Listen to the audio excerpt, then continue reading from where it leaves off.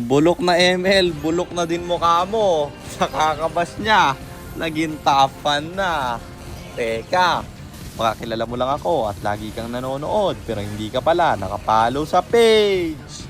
I-follow mo na yan. Isa lang. Alam kong matagal-tagal na rin yung huling gamit natin ng Sun sa content. Kaya ginamit ko na sa game na to bilang regalo. Dahil magti 300,000 followers na tayo. So ayun, nandito na tayo sa pang-600 at 69 na araw ng isang game kada araw. Di mana! Basta talaga nakasan ako, makikilala agad no? Ito rin yung ikinatutuwa ko kasi meron tayong hero na talagang tumatak sa mga tao. Tuwing nagla-live rin ako sa TikTok, laging nilang hinahanap yung Sun ko, bakit hindi ako nagsasun. Tapos pag ginamit ko yung Sun, talagang dumadami yung viewers. Kung ang gusto ko lang talaga ay kasikatan, matagal ko nang tinuloy-tuloy yung pagsasun kahit naman hindi sigurado yung panalo dito. Pero dahil kilala nyo naman ako, hindi ko kayo tuturuan ng hero na hindi kayang pumalag sa mga palo. Lagi ko rin sinasabi sa inyo na okay lang mag-sun basta sa low rank nyo lang gagamitin. Oo, kaya to sa high rank pero hindi guaranteed yung panalo dahil nga sobrang daming counter na hero dito. At kahit na low rank tong nilaro namin, mythic pa lang kami dito, ginold din ko siya. Kasi nga guys, mahirap na talagang ikorto.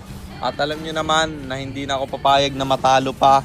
Dahil ito'y trio na, alam kong kayang-kaya na naming mag 100 win streak. Kaya hindi ako gagawa ng paraan para matalo kami or ayokong ako yung maging sanhi ng pagkatalo. Kaya talagang bawat game binibigay ko yung best ko. At naka-discord rin kami sa tuwing lalaruin yung game dito sa 1 game per day. Kasi nga gusto ko kung matalo man kami, binigay naman namin yung best pre. At balik na tayo sa game, 5 minutes pa lang, 18-3 na yung score. At ganyan kami ka-focus. Halos wala akong error dito. Lahat ng ikot ko'y on point. Ito rin yung kagandahan sa Gold Lane Sun kasi mabilis siyang makakaikot. Kung gusto nyo talagang magpa-top global Sun guys, i-gold lane nyo na lang. Huwag nyo nang ipilit na i-jungle kasi nga sobrang bagal mag-farm na to. Sobrang aggressive na ng mga kalaban at sobrang dami ring pang counter sa kanya. Hindi na kasi siya kagaya nung dati. Dati kasi guys, kahit mabagal mag-farm to, kapag nakapag-item naman, mahihirapan yung mga kalaban kahit na full build pa sila. Ganun kasi dapat ang ginawa ni ML Kapag mabagal mag-farm yung isang hero, dapat meron siyang silbi sa late game. Eto kasi guys, halos wala nang silbi sa late game to. Kasi kapag naka-item yung mga kalaban, sobrang dalin tunawin ng illusion nito. Kahit na yung illusion pa sa ultimate. Dati yung illusion lang sa second at first skill yung mabilis tunawin. Ngayon pati sa ultimate guys, sobrang dali ng tunawin. Kaya hindi ko na inire-recommend yung hero na to. At pure damage rin yung item natin para bigla ang damage. Dahil nga hindi kayang magbabad nito. Pagpasok mo, out na agad. Kasi kapag ikaw ay nagbabad, walang mangyayari sa'yo. Makiklear yung illusion. At kapag naklear yung illusion kasi nito guys, wala nang kwenta to. Talagang takbo na lang ang gagawin kapag wala nang katulong na illusion men. Na dito mapupuruhan yung Alice pati Kadya. Mabubuhay na yung tatlo sa kanila. Pero kayo magtatower dito sa gitna. Leomord nagwawala. Iritel masakit na rin. Ulti ng Alice bibitawan. Pero wala siyang tatamaan. At yung Amon pulahan. Bagsak yung dalawa nila. Pero medyo overstay na kami dito kapag pinilit pang tapusin. Kaya ang sabi ko sa kampe, mag-lord na lang at kontrolin. Dahil butas naman na yung gitna. Sabi ko rin, wag i-clear yung mid.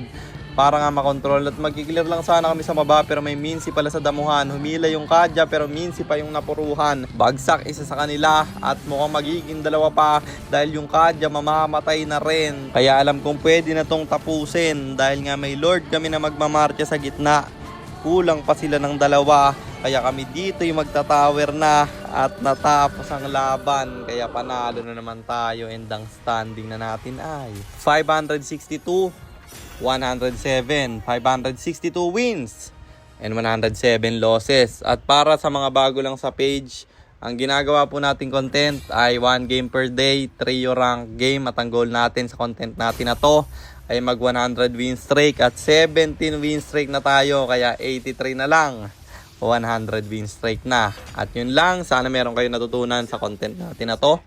At kung meron man, pakishare lang, then after nyo i-share, mag-comment na rin kayo ng pa-shoutout para ma-shoutout ko kayo sa mga next nating content. At i-comment nyo na rin ang inyong mga katanungan kasi baka malay mo sa next nating content, comment mo naman ang mapili ko. At para naman sa mga gustong magpapilot ng ML account, mag-PM lang kayo, nagre-reply ako. At syempre, may bayad yon. Kahit ang anong rank, pwede nyo ipapilot kahit anong hero.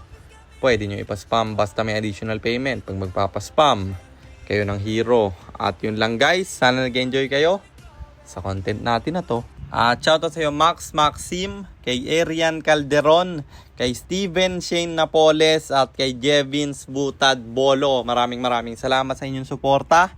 Mag-iingat kayo palagi. God bless. Paalam!